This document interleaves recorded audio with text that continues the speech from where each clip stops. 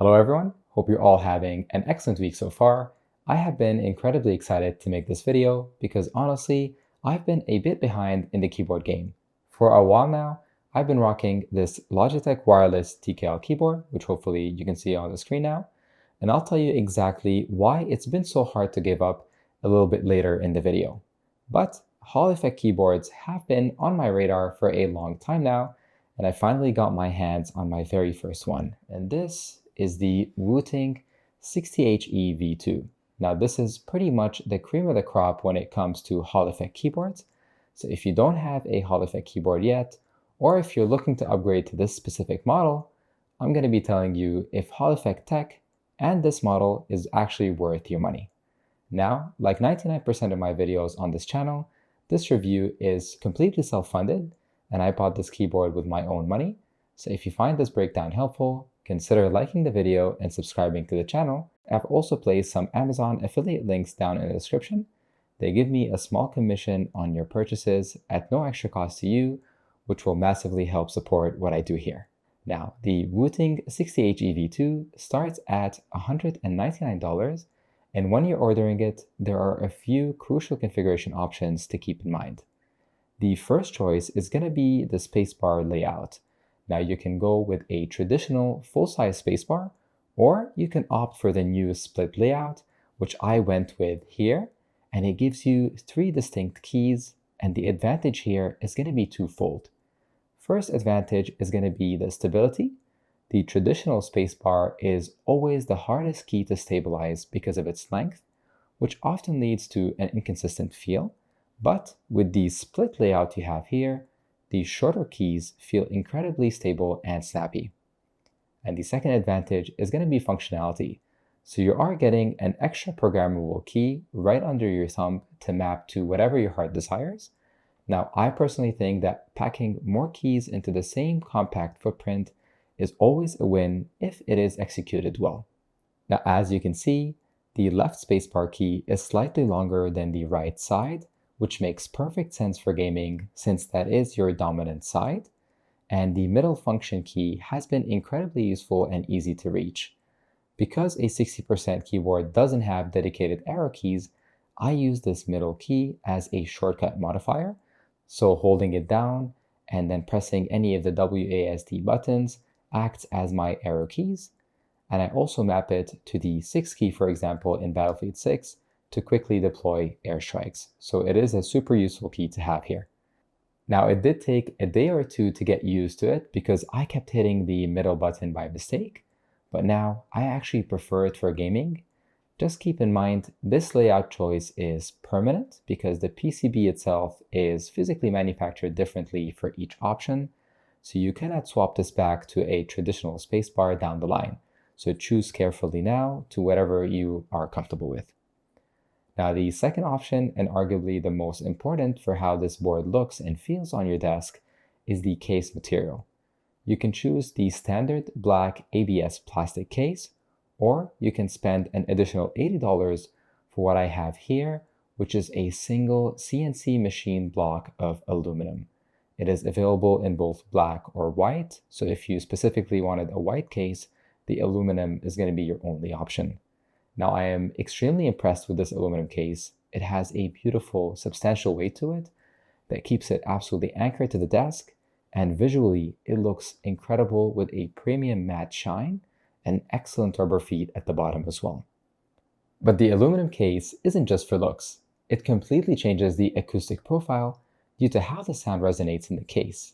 Now, the 60HE V2 is built with a new friction fit design, meaning that the PCB module isn't screwed rigidly into the case, and you can actually pull the entire module right out.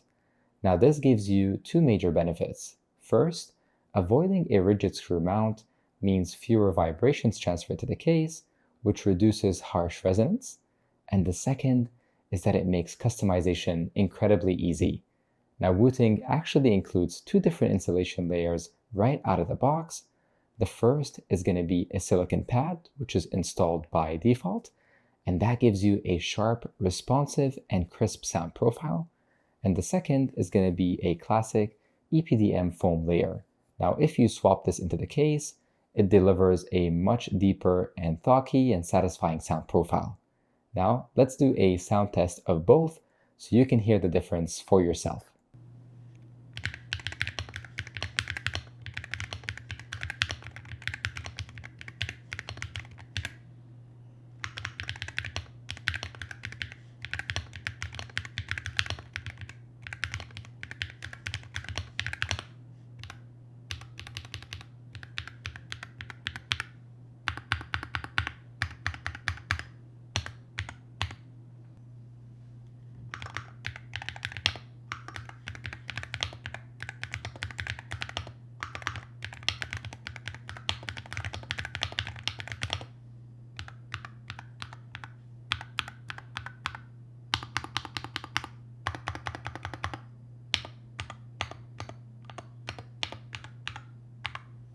Now, I don't know if my microphone fully captures it, but the sound and feel of this keyboard is absolutely sublime. It is incredibly smooth and solid, and honestly, it's hard to believe that this is a pre-built keyboard coming out of a retail box.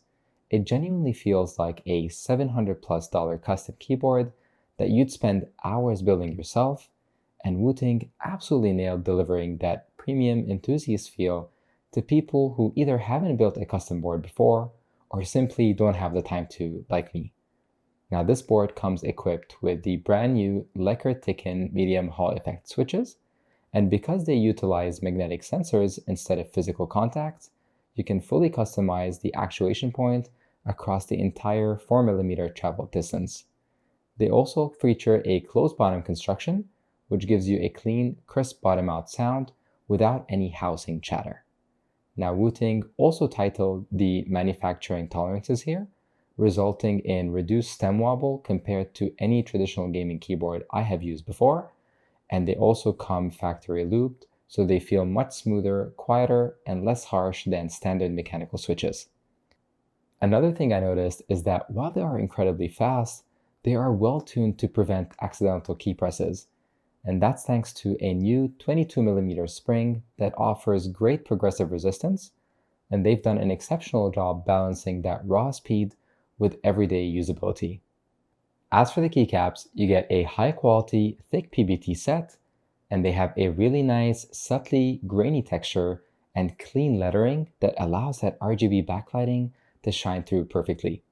Now, Wooting does offer alternative keycap sets as well, though keep in mind that not all of them are going to be compatible with this new split spacebar layout just yet.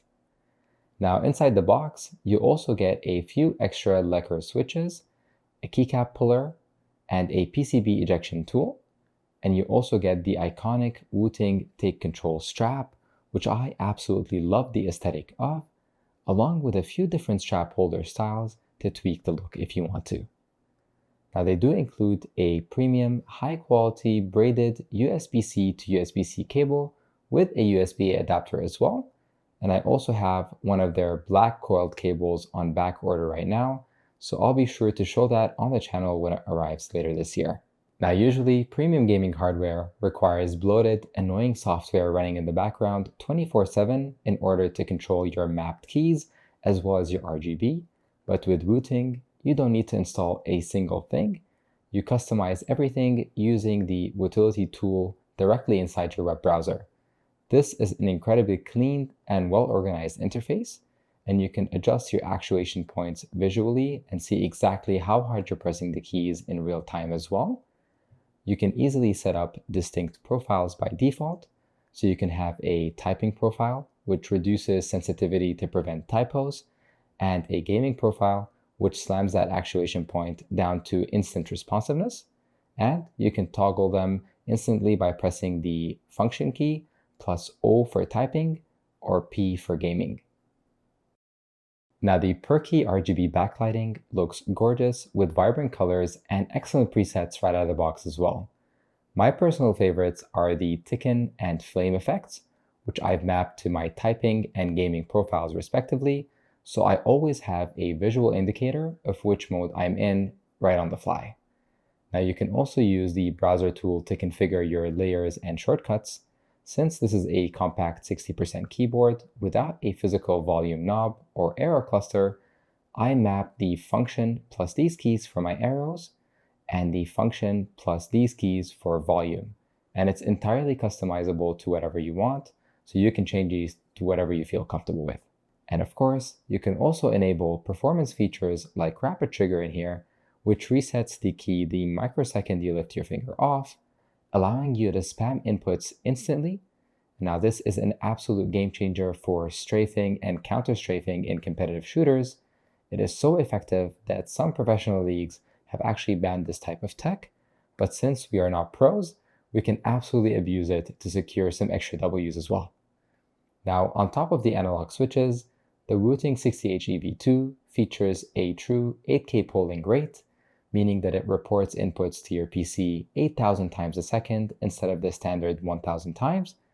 And when you combine the 8K polling, analog magnetic switches, and rapid trigger, you get an incredibly low latency and high-speed package here.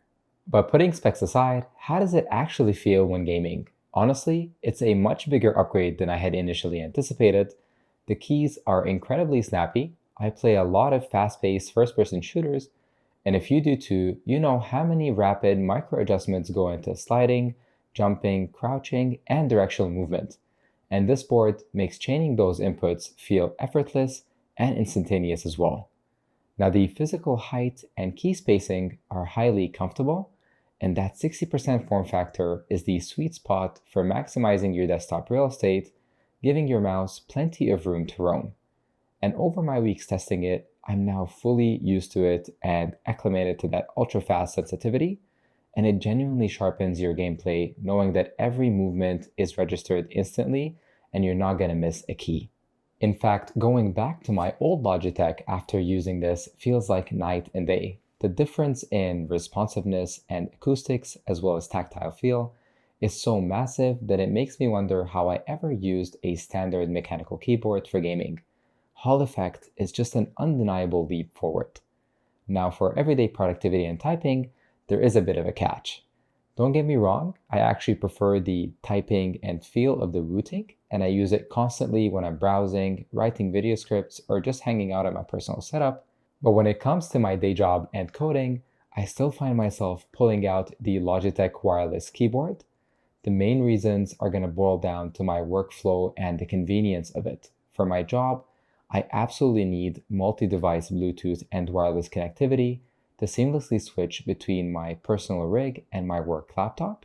And furthermore, when I'm diving into lines of code, having dedicated physical arrow keys along with a dedicated home and end keys is essential for my efficiency. Now, I am fortunate enough to have both setups on my desk. However, if you're someone who needs those dedicated navigation keys for work, but still wants all of Wooting's cutting-edge gaming technology in a single board, and you only have that single board to choose, then you should definitely look at the Wooting ATHE, which offers a slightly larger 80% layout to cover those needs as well. So to wrap things up, let's answer the two questions that we started with. First, is Hall effect technology worth it? After spending extensive time with it, I would say absolutely. It is incredibly difficult to go back to traditional mechanical switches once you've experienced the level of smoothness and instantaneous and responsiveness as well. Second, is the Wooting 60HE V2 worth it? If you are like me and you have never owned a Hall effect keyboard or a Wooting product, it is worth every single penny. Wooting feels like a company that genuinely cares about the hardware that they create, and from the premium unboxing experience, the generous inclusion of extra modding parts, to the brilliant web browser software that requires zero installation, it shows a commitment to going the extra mile, and that is incredibly rare these days, where many mainstream brands just churn out rush releases with very little thought given to the end user. And out of the box, this thing feels like it's custom made, and they've absolutely nailed it. Now, if you already own the original version of this keyboard, the 60HE V1, and wondering if you should upgrade to the V2, then unfortunately, I can't give you a definitive answer here since I never owned the first iteration, but hopefully my experience and the specs that I've spoke about give you the context you need to make the decision for yourself. I truly appreciate all of you tuning in today, and if you found this review helpful, don't forget to hit that like button and subscribe to the channel to support the content. And if you're looking to pick up anything in my setup, except this keyboard, because I don't have an affiliate link for that, but I'll have the affiliate links for everything else down in the description to support the channel at no extra cost to you. Thank you all again for tuning in, and catch you all next time.